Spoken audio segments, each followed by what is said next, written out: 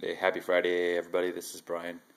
Be bugging out. Just doing a little update again on the 64 bug, and of course, this is a 64 bug on a 61 pan. And I probably mentioned that before in the videos, but I guess my heart kind of wishes it was a 61, but I'll take the 64. Since I'm a VW guy, it doesn't really matter much. Pretty much anything VW, I'm goo over. So, anyways, I'm doing some blocking here.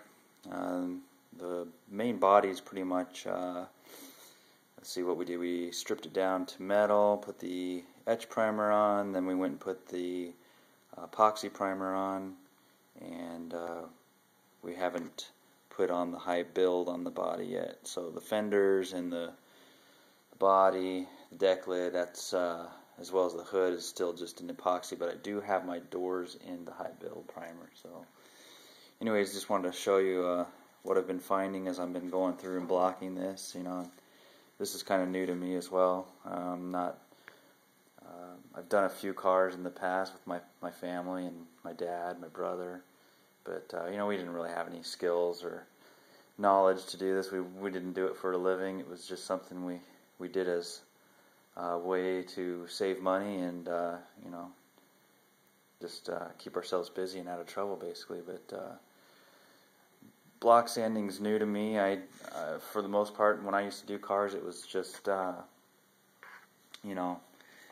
sand down the old paint, scuff it up, fill for the dents with your hand, and cover those with Bondo, what we call Bondo back then. I think people pretty much refer to Bondo as a generic term, but now we know differently as we progress through learning the skill of body work.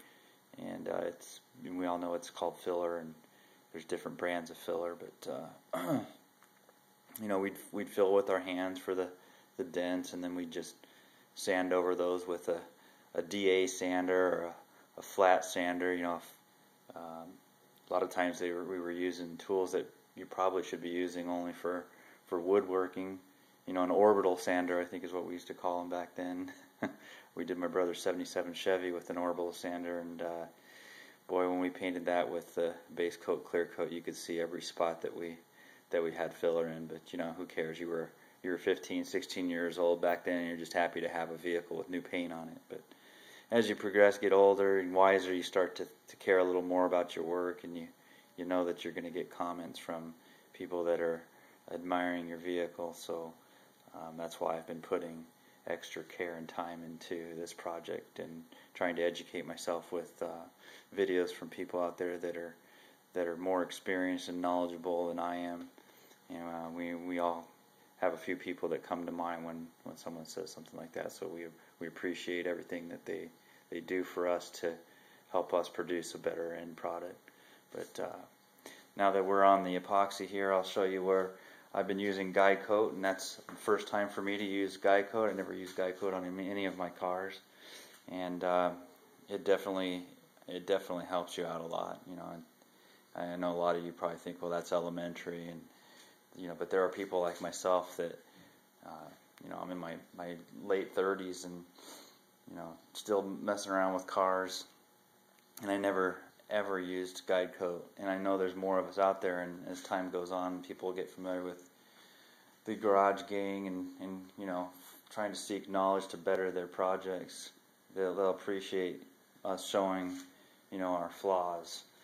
And here's a passenger side fender, and I've been going over most of the car and haven't found a whole lot of these, but they show up like a sore thumb when you do come across them because it remains black. And you can see here, this was missed. I never would have known that was there unless I used the Guide Coat.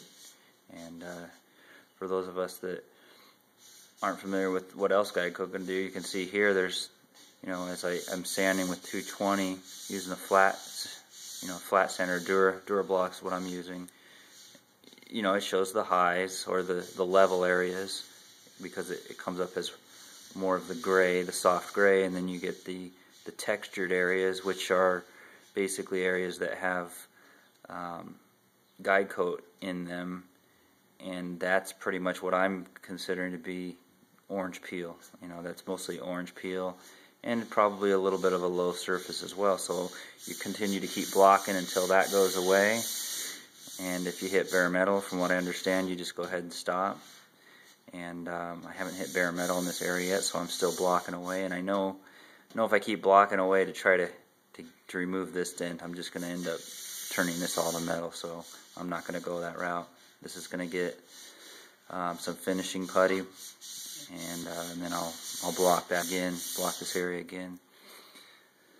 So you know, it's showing up to areas. I had some areas up front here on the front skirt that were low, and you can see those. They're right here. You know, I can't feel it with my hand, but you can definitely see it when the guide coat remains there. As well as this area here, this was low in this area, but I was able to block it smooth. It's got still some minor imperfections, but I believe once I get my high build on there, you see I broke through the metal there. Once I get my high build on here and block again, I think we'll be in good shape, you know. And this is going to be a driver, so I'm going to take it to shows probably too. But you know, I know there's, you know, $50,000, $60,000 paint jobs out there, and plus probably. But I'm not going to be embarrassed to show this because I did it all myself, and that's what matters to me, is that I didn't take it to a shop and pay someone to do it. I tried to do it the best I could with the knowledge I have and the skills and experience I have and the help from others. So that's what makes me proud about it all. But anyways, it's coming along, and I've been just going away and hacking at it with the flat sander or flat files, you know, and I broke through a couple spots up here on my roof, and but it's coming out real smooth now. You know, I'm working away those imperfections. I found spots that I didn't even know I had that need to be filled. After I found those with the guide coat, I went ahead and filled those in and worked those out. Small areas, you know, nothing major, but I knew it was there, and I wanted to try to remove it, because it would bug me if I didn't put any effort into it all and just primered over it and put my base and clear on it. So anyways, that's where I'm at, and I'm still not claiming to know it all. I don't know it all, and I like sticking these up just for my family to see. You know, I got friends and family out of state that like to see this stuff, and I really appreciate when I have friends from the garage gang or anybody just surfing YouTube that finds it, that might throw some tips or technical data out there for me, so I can get it done and get it done right. So anyways, appreciate it. Hope to get some more of this up for you guys. I'm still working on, you know, the hood here. It's coming out pretty nice. You know, found some spots that were imperfect, and I'm still working on it. But it's coming out alright, especially considering how rough it was.